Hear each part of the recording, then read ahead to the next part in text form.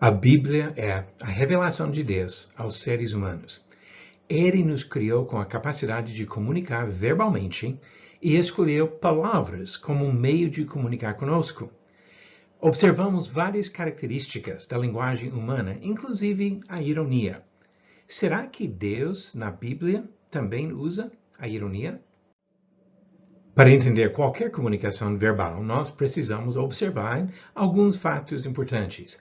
Quem fala e para quem. E também o significado de palavras. Se não entender as palavras, não vai compreender a comunicação. É importante observar se a linguagem usada é literal ou figurada. E também devemos perceber quando alguém usa ironia, porque pode mudar completamente o significado das palavras em si que a pessoa utiliza. Ironia faz parte da comunicação humana. Ironia, por definição, é uma expressão ou gesto que dá a entender em determinado contexto o contrário ou algo diferente do que significa. Diz uma coisa, mas de fato quer dizer outra coisa. Muitas vezes nós mostramos isso pelo tom de voz, mas mesmo em coisas escritas que não têm a voz para ouvir, nós identificamos ironia. Empregamos esse tipo de expressão todos os dias em nossas conversas. De uma forma positiva, podemos usar isso até para chamar atenção ou para corrigir. Pais usam ironia corrigindo seus filhos. E de uma forma negativa, ironia pode levar ao ponto de sarcasmo ou zombaria, onde tira sarro de alguém usando esta forma de discurso, de ironia. Observamos dois tipos de ironia. Inclusive, na literatura que nós estudamos, podemos ver muitas vezes a ironia nas palavras. Palavras usadas para falar exatamente ao contrário.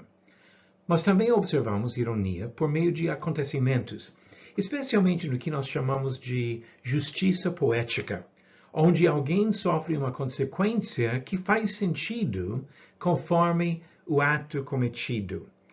A justiça poética, uma forma de ironia, é um artifício literário que a virtude, no final da história, é recompensada, ou o vício punido. E assim, muitas vezes na literatura, essa virada irônica leva a uma consequência mostrando realmente que a pessoa recebe conforme o que ela fez. Isso é a ideia de ironia, quando observamos como é irônico que alguém sofreu essa consequência depois do que ela fez. Agora vamos pensar sobre a Bíblia. Nós encontramos ironia na Bíblia também. Deus e as pessoas que ele escolheu para comunicar sua palavra utilizam a ironia, uma característica de comunicação humana. E se não identificarmos o tom de ironia nas coisas escritas, nós podemos errar em nosso entendimento de textos bíblicos. Uma coisa importante é sempre observar o contexto nisso. Lembra aquela definição que eu mostrei? Ironia é uma expressão, gesto que dá a entender em determinado contexto o contrário ou algo diferente do que significa. Pensando no Antigo Testamento, encontramos vários exemplos de ironia. Eu vou citar só alguns para ilustrar o fato que ironia faz parte da comunicação de Deus para com os seres humanos. Pensando primeiro no caso de Deus com o rei de Tiro, no livro de Ezequiel. Ele disse, sim, você pensa que é mais sábio do que Daniel, que não há segredo algum que se possa esconder de você, que pela sua sabedoria e pelo seu entendimento você alcançou o seu poder e encheu os seus tesouros de ouro e prata, que pela sua grande habilidade para fazer negócios, você aumentou as suas riquezas e, por causa delas, se eleva o seu coração. Pode ouvir um tom aqui de ironia. Você se acha o máximo, Deus está dizendo para este rei. Esse rei pensava assim de si mesmo, como se torna evidente nos versículos 6 e 7. Por isso, assim diz o Senhor Deus, visto que você pensa que o seu coração é como se fosse o coração de Deus.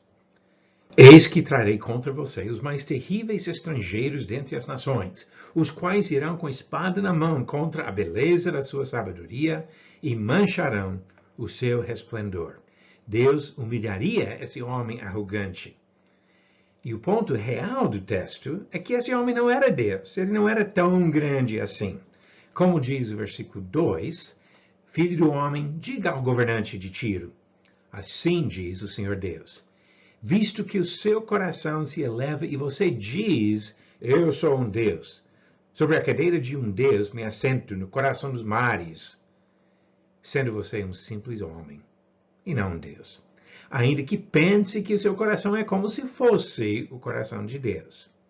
E no versículo 9, será que você ainda vai dizer que é Deus quando estiver diante daquele que o matará? Pois ficará claro que você é um simples homem e não Deus, quando estiver nas mãos daqueles que o matarão. Homem e não Deus. Esse é o ponto real. Mas a linguagem que ele usou deu a impressão de até reconhecer esse rei como se fosse um Deus. O outro exemplo excelente de ironia na Bíblia é naquele encontro que Elias fez com os profetas de Baal no Monte Carmelo. Se você conhece a história, ele desafiou esses profetas de um falso Deus a mostrar que o Deus deles era verdadeiro. E assim nós encontramos a história sobre isso em 1 Reis capítulo 18, onde ele fala para eles, vocês preparam um altar e um sacrifício, e eu vou preparar um altar e um sacrifício. Vamos deixar tudo pronto, lenha, animal para sacrificar, tudo que precisa, menos uma coisa, o fogo. Aí vamos orar aos nossos respectivos deuses e pedir para eles mandar fogo para consumir o sacrifício. E assim ele lançou esse desafio e permitiu que os profetas de Baal fossem primeiro. Eles montaram tudo, o altar, colocaram a lenha, o sacrifício, e ficaram pedindo, implorando para o Deus deles mandar o fogo. E não aconteceu, obviamente. Os profetas de Baal tentaram, imploraram para seu Deus a mandar fogo. Capítulo 18 de 1 Reis, versículo 26 diz, tomaram o novilho que lhes fora dado, prepararam-no e invocaram o nome de Baal desde a manhã até o meio-dia, dizendo, Baal, responde-nos. Porém, não havia uma voz que respondesse. E manquejando se movimentavam ao redor do altar que tinham feito. Então pode imaginar esses profetas dançando ao redor do altar, implorando, pedindo para Baal mandar fogo, e nada acontece. Agora, olha como Elias responde a isso no versículo 27. Ao meio-dia, Elias começou a zombar deles, dizendo, gritem mais alto, porque ele é Deus. Pode ser que esteja meditando, atendendo a necessidades, ou viajando. Talvez esteja dormindo e necessite que o acordem. Dá para ouvir o tom de ironia nas palavras de Elias, zombando, nesse caso, sarcasmo em relação ao falso Deus desses profetas. Achamos um outro excelente exemplo de ironia no livro de Jó, talvez o primeiro livro da Bíblia. Nós podemos colocar a vida de Jó entre Noé e Abraão no livro de Gênesis. Ele sofreu muito, procurou entender esse sofrimento, e nisso ele conversou com vários amigos. São basicamente debates que nós encontramos no livro de Jó, tentando compreender o motivo desse sofrimento deste homem fiel. E num certo momento, parece que Jó perdeu a paciência. Respondeu às críticas com ironia. Disse em Jó capítulo 12, na verdade vocês são o povo e com vocês morrerá a sabedoria. Vocês sabem de tudo, tem toda a sabedoria. Mas não foi isso mesmo que Jó pensava. Ele até enfatizou o ponto aqui, dizendo, na verdade vocês são o povo. Mas, de fato, ele não considerou seus amigos tão sábios. Olha o que ele diz no mesmo livro, no mesmo contexto até, comentários que mostram que ele não pensou que eram tão sábios. Jó capítulo 12, o versículo 3 diz, Também eu tenho entendimento como vós. Eu não vos sou inferior. Quem não sabe coisas como essas? Ou seja, vocês não estão falando nada de novidade para mim. Tudo que vocês falam eu já entendo, já sei. Capítulo 13, versículo 2. Como vós o sabeis também, eu o sei. Não vos sou inferior. Então, como que ele estava dizendo que vocês têm toda a sabedoria? Não foi o ponto, foi ironia. Ele reconheceu a verdadeira sabedoria que vem do Senhor. No versículo 13 do capítulo 12, ele diz, não, com Deus está a sabedoria e a força. Ele tem conselho e entendimento, em contraste com a falta de entendimento dos seus amigos. Ele até diz que seus amigos falavam loucuras. Versículo 7 do capítulo 13. Porventura falareis perversidade em favor de Deus? E a seu favor falareis mentiras? E no versículo 12. As vossas máximas são como provérbios de cinza, os vossos baluartes, baluarte de barro. Ou seja, não prestam, não servem para nada. Agora, outra forma que nós encontramos ironia no Antigo Testamento é na forma da justiça poética. Nem sempre nas palavras, mas nas coisas que acontecem, nas circunstâncias de algumas pessoas. Vamos observar exemplos disso. Jacó matou 2 cabritos para enganar seu pai Isaque e ganhar a bênção que Isaque pretendia dar para Esaú. Isso aconteceu e décadas depois, quando os filhos dele venderam José, o irmão, eles mataram um bode e trouxeram o sangue do bode na roupa de José para enganar Jacó. Outro exemplo, Davi. Lembra quando Davi pecou com Batseba e arranjou a morte do marido dela? E depois Natan, o profeta, chega a Davi e conta uma história de um homem que roubou uma ovelha de um vizinho. E Davi ficou indignado. E ele falou, esse homem vai morrer e vai pagar 4 vezes a restituição. E Natan disse, você é o homem que fez isso. E Davi não tinha argumento. Reconheceu a sua culpa. Mas logo em seguida, Natan falou, e você não vai morrer. Ou seja, a sentença de morte que ele tinha dado para o outro suposto criminoso, Deus não aplicaria a ele. Mas aquela outra parte, pagar 4 vezes a restituição, se você continuar estudando a vida de Davi, percebe que 4 filhos de Davi morreram antes do tempo, pagando restituição. Terceiro caso, muito claro, no livro de Esther. No livro de Esther, um homem chamado de Amã queria enforcar Mordecai, parente de Esther.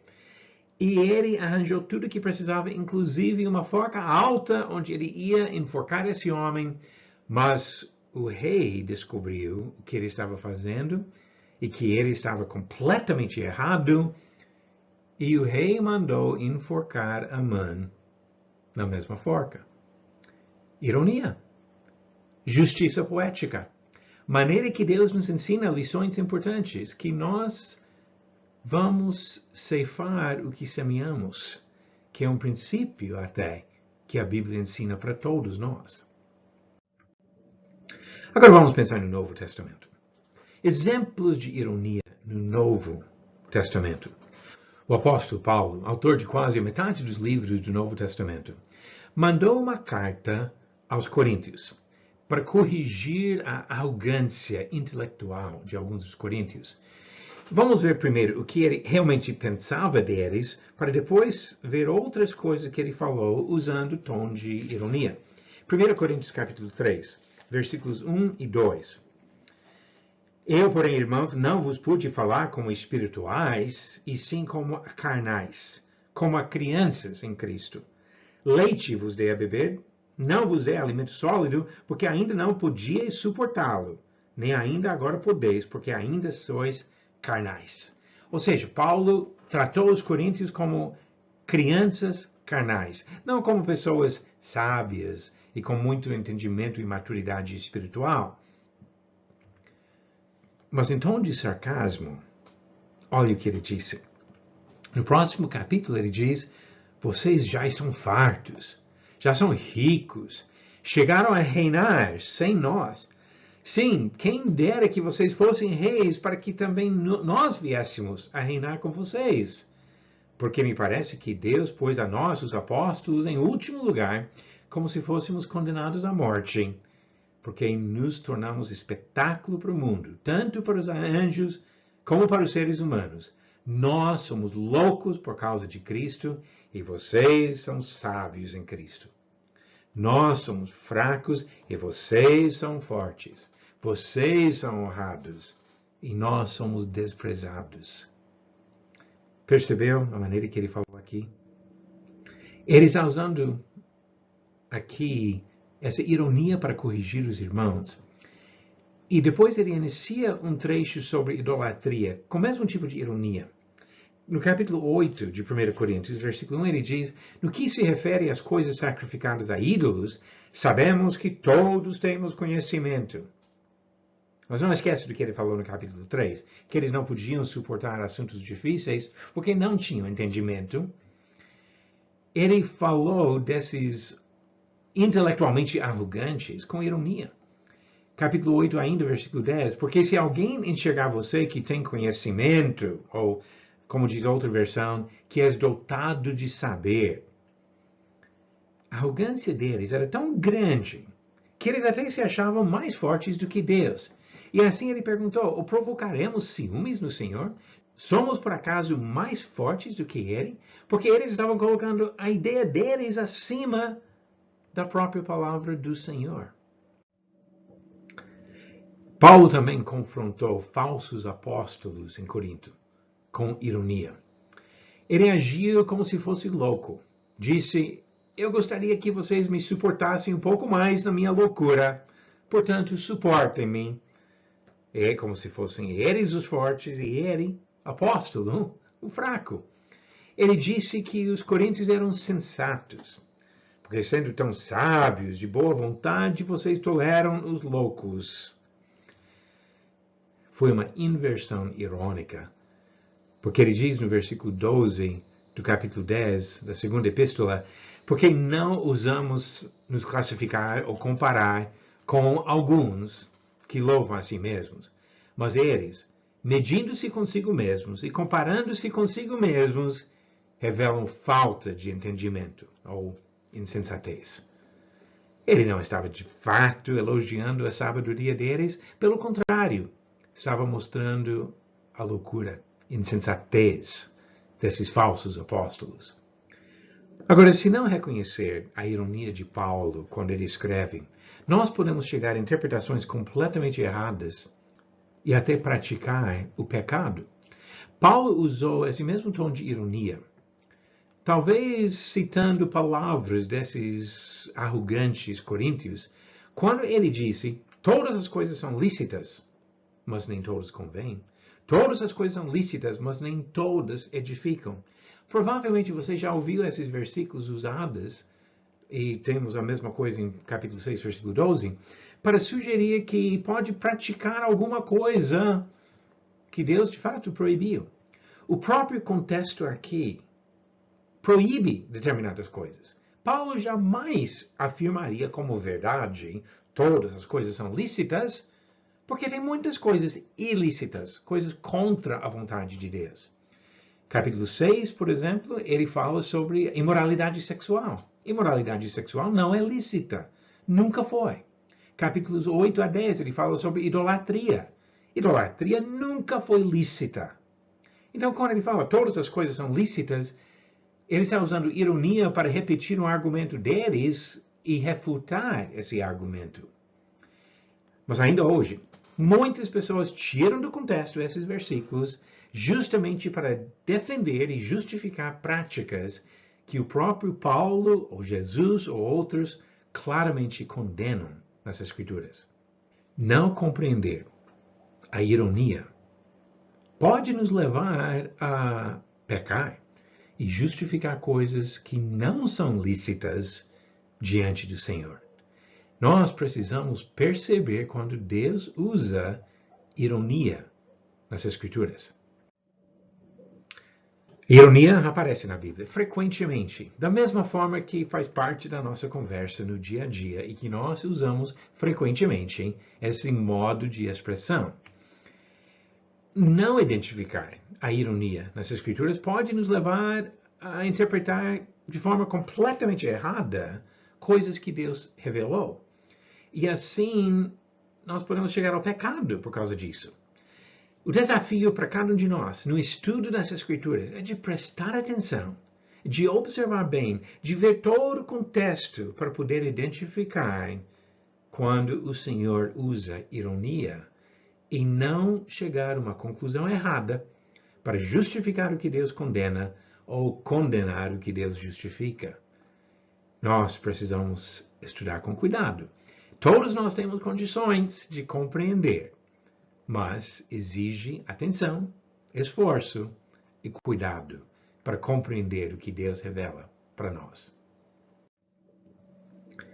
Quero convidar você a visitar o site estudosdabiblia.net, onde vai encontrar literalmente milhares de estudos sobre vários assuntos bíblicos. Temos estudos sobre vários livros da Bíblia, sobre questões difíceis, para ajudar a pessoa como você, que está buscando mais entendimento, a compreender melhor o que Deus revela nas Escrituras. Agora, sempre nós procuramos relembrar que o que você vai encontrar nesse site são coisas escritas por seres humanos para ajudar outros seres humanos. O que nós devemos valorizar acima de qualquer coisa que os homens escrevem é o que Deus fala. Então, sempre examine na Bíblia, verifique nas Escrituras, para aceitar o que vem de Deus e não o que vem dos homens. Mas o intuito desses estudos nesse site é justamente ajudar na compreensão, na explicação do que nós encontramos nas Escrituras. Visite o site, dê uma olhada nos vídeos, mensagens de áudio e os vários estudos escritos para compreender melhor a vontade de Deus para todos nós.